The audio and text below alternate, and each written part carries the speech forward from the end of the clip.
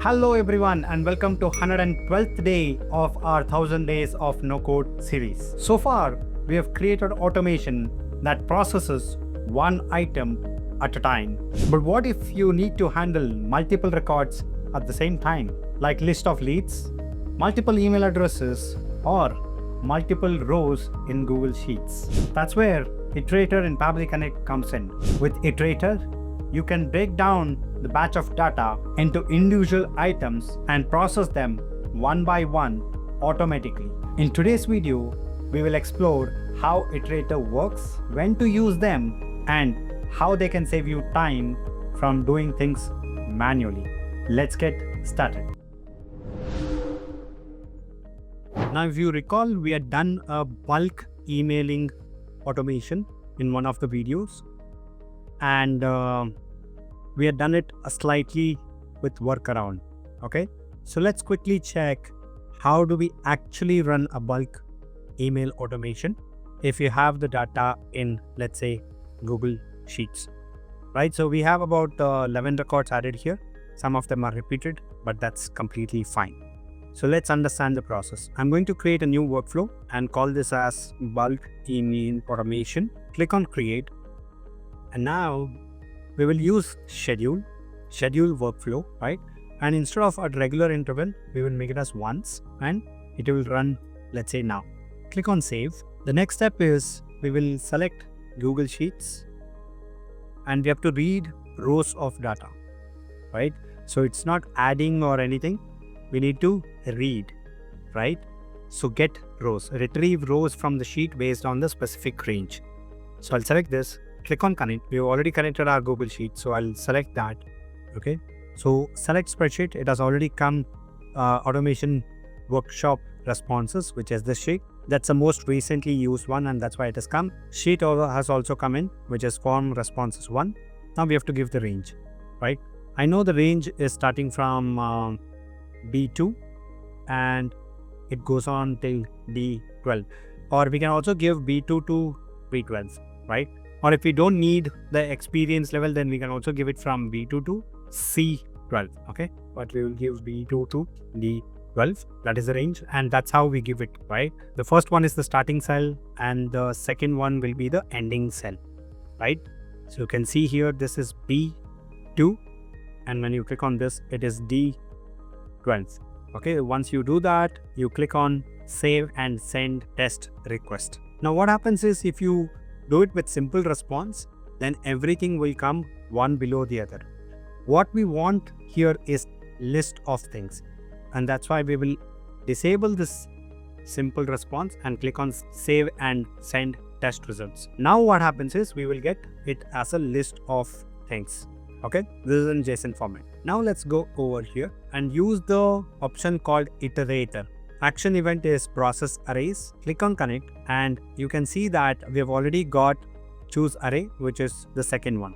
Click on save and send test request, right? So it will show us one of the results, abcd@red7.com, Ritesh 0 to 1 and 2. Okay, that's what is in the first row of the data. Once this is done, you can click on plus and you can send an email, you can do any action that you want with regards to that particular iterator.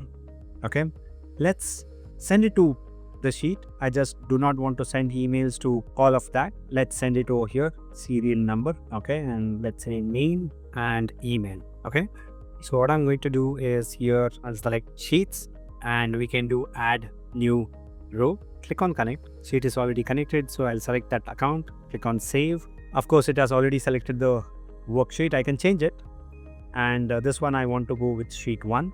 Once you select that, it will show you what are the columns that are available. Here I want to use the row index, right? I want to send the row index over here. Let's go with name, and the name is over here. Email address is over here, and that's this one. So we can go here. We can see that this has come in. So we have this bulk email automation. Click on this. Now let's come back. So once we have seen that this is working fine, right? I'll just go ahead and delete this. We'll come back and go to step 1. Okay, and we have set it to once.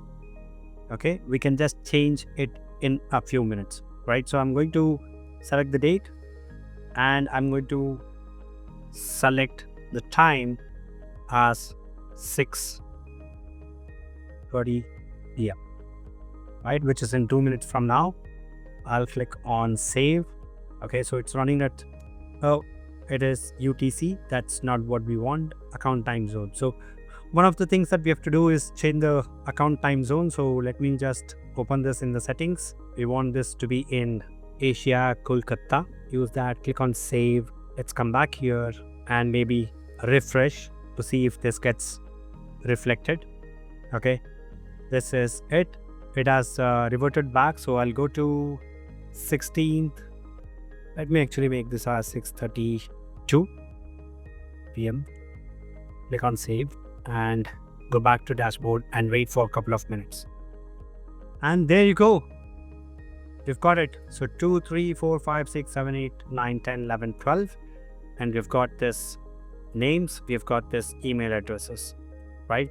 So in this case, I actually send the details to Google Sheets, but you could well send emails and do multiple other actions. So you know how you can use Iterator, right? As the name suggests, it iterates through the list of things. I hope this was helpful. And that's how you use iterators in Pabbly Connect. Similar concept is also available in Make. You can explore that. Now, instead of manually handling multiple items, you can let Iterator process them one by one, whether it's multiple leads, emails, or data end. This is especially useful when you're working with APIs, Google Sheets, or any other tools that send you batch data. Tomorrow, we will explore how do we add delays in Zapier, Make, and Pabbly Connect so that you can schedule tasks, control execution timing, and make your automations even smarter. If you found this video helpful, share it with one of your friends or colleagues and invite them to this 21 days no code automation challenge. That's all for today, and I will see you in the next one.